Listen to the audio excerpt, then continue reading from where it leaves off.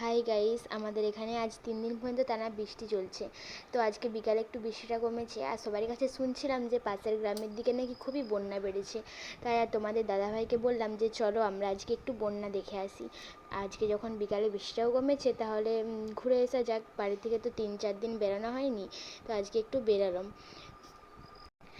যাওয়া যাক। তো তোমরাও দেখবে কতটা জল বেড়েছে, কতটা কোন দিকে বন্যা বেড়েছে।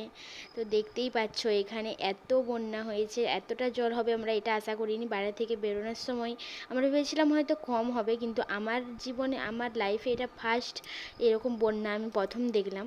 আগে হয়েছিল কিনা আমি জানি না, তো আমি তো কোনো দিন দেখিনি। আমি এত বন্যা যে মাঠের দিকে এত জল বাড়ে, রাস্তার উপর দিকে এত জল যায়, এদিক দিকে কোনো দিনই দেখিনি। তো আজকে ফার্স্ট টাইম আমরা দেখলাম এরকম। আমি দেখলাম, তোমাদের দাদাভাই দেখেছিল কি না আমি জানি না। তো তোমরাও দেখো কত মানুষের বাড়ি ডুবে গেছে বন্যাতে। দেখে খুব কষ্ট লাগছে। মানে সবার মানুষের তো ওদের খাওয়া দাওয়ারও কষ্ট চলছে, বাড়ি থেকে হয়তো বেরোতেও পারছে না। হয়তো সরকার থেকে কোনো ব্যবস্থা নিচ্ছে, কিন্তু আমরা জানি না। চলো দেখা যাক আর কোথায় কেমন জল বেড়েছে। দেখতেই পাচ্ছ চারিদিকে, আমরা রাস্তার মাঝ দিকে যাচ্ছি তো চারিদিকে জল আর জল।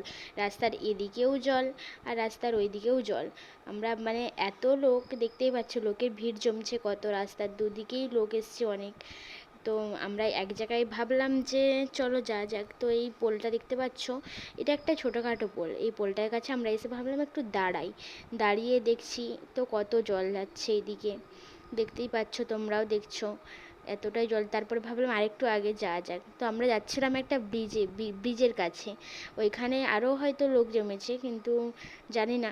তাই ওখান থেকে আবার ওই পোল থেকে বেরিয়ে পড়লাম আমরা, আবার সেই ব্রিজটার কাছ থেকে যাচ্ছি। দেখো কত লোক, এইদিকেও জল। তোমাদেরকে আগেও বলেছি, দেখো রাস্তার এদিকেও জল ওইদিকেও জল, চারিদিকে জল আর জল, যেদিকে তাকাবে জল। এত জল মানে বাড়বে আমি আশা করিনি এটা বাড়ি থেকে বেরোনোর সময়। আর আমি কোনো দিন দেখিও নি যে এতটা জল বাড়বে। এই দিকটা এমনিতেই জল বাড়েনি, তো এখন দেখছি এতটা জল বেড়ে গেছে।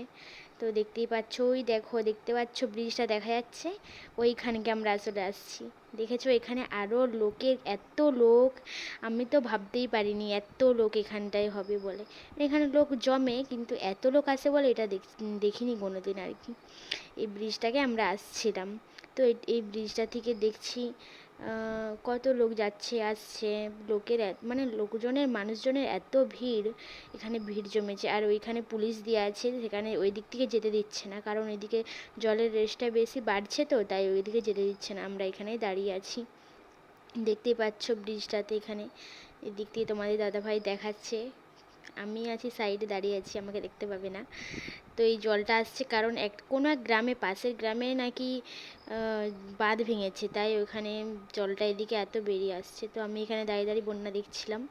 দেখতে পাচ্ছ এটা একটা ব্রিজটার নিচের পোল, নিচের পোলটা থেকে জলটা বাইপাস থেকে বেরিয়ে আসছে। আর এইখানটায় দাঁড়াতে দিচ্ছে, কারণ সেদিকটাই পুলিশে দাঁড়িয়ে আছে, সেখানে দাঁড়াতে দিচ্ছে না। আর এদিকে জল, শুধু জল মাঠে এত। তারপরে ভাবলাম একটু বেরিয়ে পড়লাম ওখানে জল দেখে। তারপর ওখানে খিদেও পেয়েছে, অনেকক্ষণ বাড়ি থেকে বেরিয়েছি, তো কিছু খাওয়া যাক। তোমাদের দাদাভাইকে জিজ্ঞাসা করলাম যে কি খাওয়া যায়। তো আমরা তোমার দাদাভাই বললো দেখি যে কি খাওয়া যায় যেতে যেতে। তারপর রাস্তার পাশে একটা মানে বিরিয়ানি দোকান পড়লো। তো তোমার দাদাভাই বললো চলো ওই কলকাতা বিরিয়ানি, ওই আমরা যখনই যাই ওই দোকানটাতেই বিরিয়ানি খাই।